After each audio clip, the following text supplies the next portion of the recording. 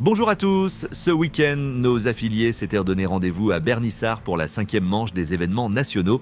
La fédération avait une nouvelle fois mis les petits plats dans les grands afin que les joueurs puissent performer dans les meilleures conditions possibles.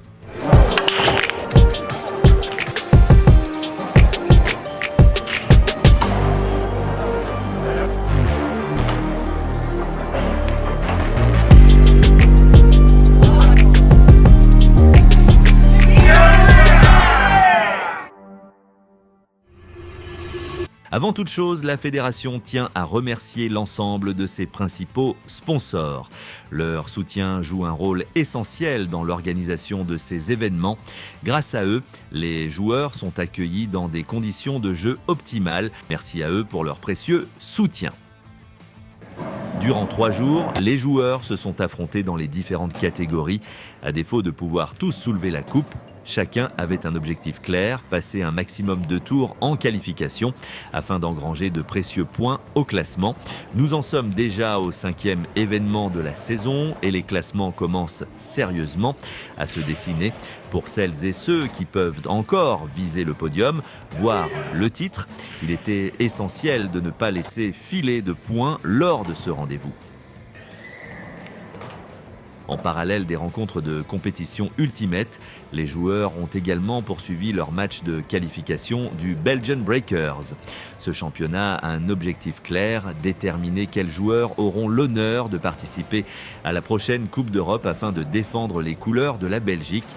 Concrètement, les matchs se disputent lors des 7 événements nationaux à travers un système pensé pour évaluer la régularité et le niveau de chaque joueur face à des adversaires de valeur comparable. En début de saison, les participants ont choisi leur catégorie, men's ou seniors. Les oppositions ont ensuite été établies sur base du classement Ultimate 2025. Pour garantir un maximum d'équité, les joueurs sont répartis par niveau. Les classés de 1 à 10, de 11 à 20 et ainsi de suite s'affrontent dans des groupes comparables. Au terme de la saison, le classement final déterminera les joueurs qui accompagneront notre équipe féminine au prochain championnat d'Europe à Malte en février 2027. Une chose est sûre, dans la quête du maillot national, chaque match compte. Assez parlé du championnat d'Europe pour l'instant, vous découvrirez les qualifiés en fin de saison. Pour l'heure, des résultats sont connus et il s'agit de ceux de l'Ultimate de ce week-end. Les classements ont été mis à jour pour chacune des catégories. Juste avant d'en prendre connaissance, je vous propose de découvrir le coup du week-end. Celui-ci a été réalisé par le jeune Kylian Honoré, 12 ans. Grâce à un très bon calcul, Kylian est parvenu à rentrer sa dernière bille rouge en s'aidant de la bande de façon magistrale. Malheureusement, il n'y avait pas assez d'inscrits en U23 pour que puisse se tenir cette journée de compétition. Le classement de cette catégorie reste donc figé. Si vous avez dans votre entourage de jeunes joueurs qui pourraient être intéressés par la compétition, n'hésitez pas à leur proposer de rejoindre la grande famille de la BPA. Chez les ladies, les 4 demi-finalistes ont chacune survolé leur match lors du tour précédent. La logique du classement fut respectée en demi, même si Charlotte Mas aurait pu surprendre la tenante du titre. Céline Leroy pouvait quasiment être assurée du titre dès ce week-end en cas de victoire et d'un mauvais résultat de Lucie Lozito. Il n'en est rien puisque Lucie a maîtrisé la finale de bout en bout. À l'issue du temps réglementaire, le marquoir affichait 4-2 en sa faveur. Lucie remporte son premier Ultimate depuis septembre 2024. Grâce à sa victoire, Lucie Lozito entretient le suspense en haut du classement, même s'il faudrait un véritable concours de circonstances pour priver Céline Leroy du titre. Peu de changements dans ce classement. Laura Ayé monte provisoirement sur le podium au détriment de Priscilla Leblanc, tandis que Charlotte Mas gagne une place. Chez les seniors, cette saison est loin d'avoir livré son verdict. Luigi Barone a éliminé Moré Dolan, un de ses concurrents, à la victoire finale au 2e tour. Il a récidivé en éliminant en demi le leader actuel, Serge Lenartz.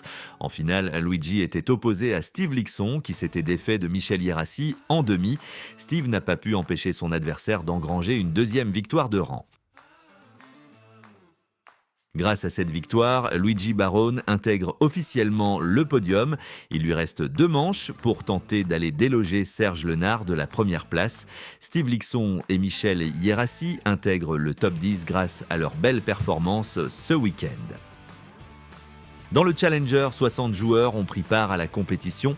Les 4 meilleurs joueurs du week-end étaient Oussama Skali, Youssef Dahan, Fabrice Van de Plache et Steve Lixon. La régularité de Steve et Fabrice a été récompensée puisqu'ils sont parvenus à se hisser jusqu'en finale. Dans le dernier acte, Fabrice Van de Plache a reçu une véritable Lixon de la part de son adversaire. Il s'est incliné 6-0 face à un Steve des grands jours. En ultimate, David Garreau a disputé sa 3e finale de la saison. En demi-finale, il a éliminé l'actuel leader du classement, Raphaël Curon. Comme chez les seniors, Michel Hierassi est également parvenu à se hisser en demi-finale. Il a toutefois subi les foudres d'un Moret Dolan revanchard après son élimination prématurée dans le tournoi seniors. En finale, Moret a parfaitement maîtrisé son sujet, tandis que David aurait sans doute pu espérer mieux au vu de ses prestations du week-end. Grâce à ce véritable raz-de-marée en finale, le Nord-Irlandais a balayé le dernier obstacle qui pouvait encore le priver de son 2e sacre de la saison. Cette victoire permet à Moret Dolan de grimper à la 3e place du classement et de continuer à rêver du sacre final. Pour y parvenir, il devra faire mieux que Raphaël Curon et David Garreau lors des 2 dernières manches. Leur régularité tout au long de la saison leur permet toutefois de rester devant pour l'instant. Michel Hierassi atteint provisoirement la 6e place, à égalité de points avec Jordi Descamps et Steve Thomas. Grâce à sa victoire en Challenger, Steve Lixon réalise un bond de 9 places au classement. Pour terminer, découvrons les résultats du championnat national. Cette compétition se joue par équipe. À l'issue des 3 matchs de poule, les 2 premières équipes de chaque groupe ont poursuivi leur parcours dans le tableau final, tandis que les 8 autres ont été reversés dans le tournoi de la consolante. Dans le tableau final, l'équipe No Name s'est fait surprendre par les Bad Boys en quart de finale. De leur côté, la Golden Green Team et les Stormbreakers ont assumé leur statut de favoris en se qualifiant facilement pour les demi-finales. Les Black Bears, quant à eux, ont essuyé un sérieux revers face aux Arrows. En demi-finale, les Bad Boys n'ont pas réussi à signer un second exploit de rang face à la GGT. Les joueurs des Arrows sont, eux, parvenus à atteindre la finale en battant les vainqueurs du dernier Ultimate. Finalement, au terme d'une finale haletante, ce sont les joueurs de Steve Thomas qui sont parvenus à s'imposer sur le score de 8-6. Dans le tableau de la consolante, l'équipe So Girly n'est pas passée loin de sa première demi-finale. L'équipe 100% féminine s'est inclinée de justesse face à la poule Supreme Team. Les Old Men, les Blackpool Killers et la Delta Team étaient les 3 autres équipes qualifiées pour les demi-finales.